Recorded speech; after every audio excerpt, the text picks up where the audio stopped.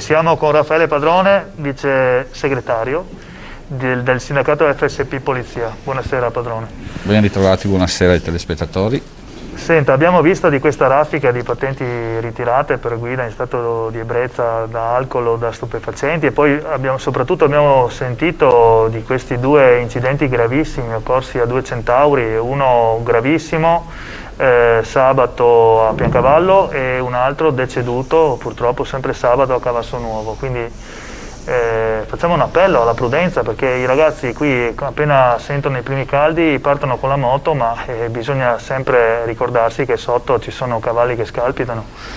Sì, direttore, lei dice bene, questo è un periodo di inizio stagione per le motociclette, per i centauri così chiamati, no? E io ricordo, anch'io avevo la moto, è stato un periodo bellissimo, però viaggiare in gruppo comporta tante volte una sfida continua, si dà di acceleratore, la strada e anzi le strade non sono sempre a posto, il manto stradale non è sempre a posto, basta una buca, basta un po' di ghiaino.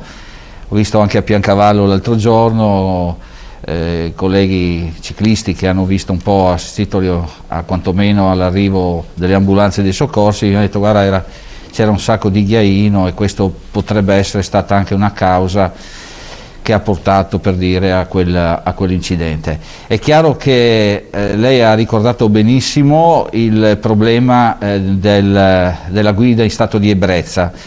Noi sulle strade facciamo, se lei ricorda, proprio in questi periodi noi facciamo, come forze dell'ordine, facciamo delle pattuglie dedicate alle stragi del sabato sera. Sono vecchie pattuglie, vecchie normative che vengono riproposte proprio in questi periodi e continueranno chiaramente fino alla fine dell'estate. Quindi per quanto concerne quanto è la nostra possibilità di poter effettuare questi controlli, perché io parlo di carenza di personale sempre per fattori, anche la polizia stradale, e soprattutto anche in questo periodo la polizia stradale, perché i carabinieri hanno stazioni sparse nel territorio ma che devono chiudere prima delle 20 la loro stazione perché non hanno personale per garantire la notte.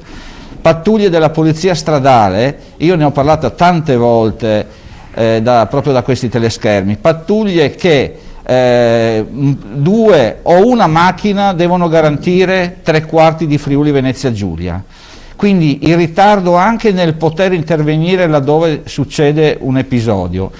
Il Ministero di queste cose si interessa relativamente poco, perché ha fatto anche pochi giorni fa, l'avete visto, un cambio di comandante, però non ha pensato ad integrare le forze che poi sono in strada. Quindi credo che sia importante dire questo, cioè se vogliamo i controlli ci deve essere il personale. Questo, direttore, non è che dobbiamo morderci la coda, questo è. Se vogliamo i controlli in strada ci vuole personale. È chiaro che le norme oggi prevedono anche l'arresto per l'omicidio stradale, questa è una cosa positiva, però quando poi si fermano le autovetture, qualcuno recrimina mi avete fermato, ma in stato di ebbrezza significa poter uccidere una persona, poter uccidere un bambino, una donna, e cambiare di carreggiata perché magari si sta male con l'alcol, sotto l'effetto dell'alcol, e fare una strage.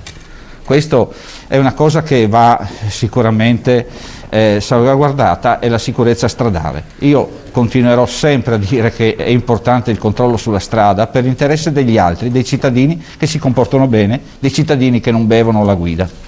Senta, un minuto adesso per commentare anche le notizie di questi nuovi sbarchi. Continuano ad arrivare immigrati clandestini sia via terra che via mare, nonostante il Covid, nonostante le restrizioni.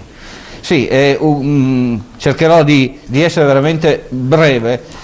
È una domanda molto difficile per quanto riguarda la tipologia. Qua c'è un problema politico, miope, che non controlla, non applica questi diritti internazionali, questi accordi internazionali. e c'è un problema sociale, ma è un problema di sicurezza.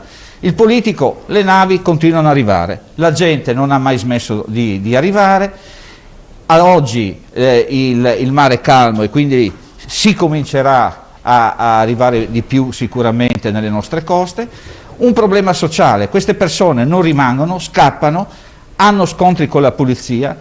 Noi abbiamo chiesto più mezzi, la possibilità di dare più controlli. Guardi che da Pordenone partono ogni mese 2 persone, continuano, cioè praticamente dal 90, o per una crisi albanese, o per la crisi dei Balcani, o per i libici, a Pordenone ogni mese vengono mandate 2 persone ancora a Lampedusa, sulle coste calabresi, ogni mese, togliendo chiaramente personale addetto al controllo nel nostro territorio, nella nostra provincia, nella nostra regione. E poi c'è il problema chiaramente che è quello sociale. Queste persone entrano, non a caso proprio a Lampedusa abbiamo avuto persone arrivate con Covid, e quindi a noi le restrizioni, e a questi è concesso di girare poi all'interno dell'isola, oppure, come dicevo prima, questi vogliono andarsene da lì e raggiungere l'Europa, altri paesi europei.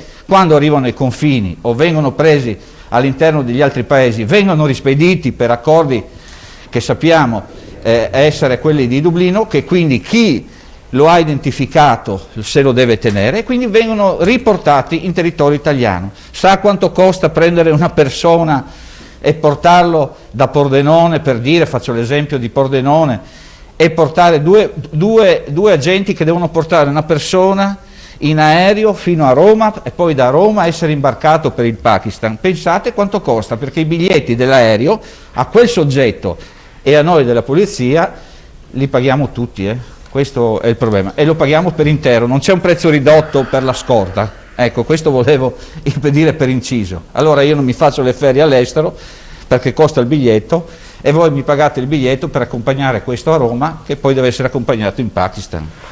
Va bene, grazie Raffaele Grazie Padrone, a voi, vicesegretario scusate. FSP Polizia.